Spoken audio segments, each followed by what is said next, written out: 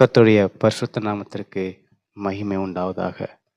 Ruth 2 அதிகாரம் 12 சொல்கின்றது, உனக்கு அவராலே நிறைவான பலன் வருவதாக என்று சொல்லி. இன்றைக்கு தேவனுடைய சமூகத்தில் எனக்கு என்ன வாக்குத்தத்தம் கிடைக்கும் என்று நீங்கள் காத்திருக்கலாம். உங்களை பார்த்த நான் சொல்கிறார், உங்களுக்கு தேவனாலே நிறைவான பலன் வருவதாக என்று சொல்லி.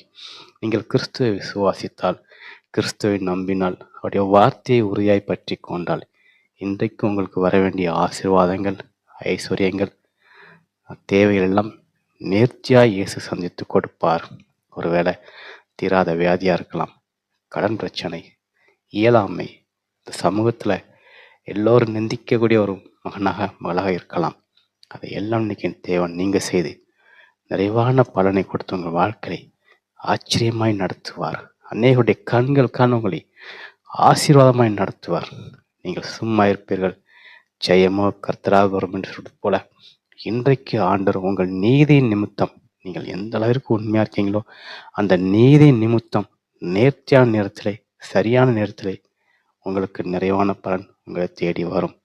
யார் யாரெல்லாம் உங்களை நிந்தித்தார்களோ அல்லது வியாகுலப்படுத்தினார்களோ அவருடைய கண்கள் காண, அவர்கள் சாட்சி சொல்கின்ற அளவிற்கு உங்களுடைய வாழ்க்கையை தேவையில்லாமல் ஆசீர்வதிப்பார்.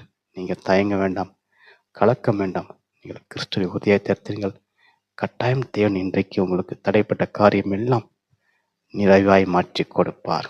விசேஷத்த கிருபியோட, விசேஷத்த ஆசீர்வாதத்தோட நீங்கள் இழந்து போனதெல்லாம் இரட்டத்தனையாய் பெற்றுக்கொள்கிறேன், சந்தேகம் இல்லை. விசுவாசிங்கள், அவர்கள் காத்திருங்கள். கட்டாயம் கர்த்தர் பெரிய காரியங்கள் செய்வார். ஆமேன்.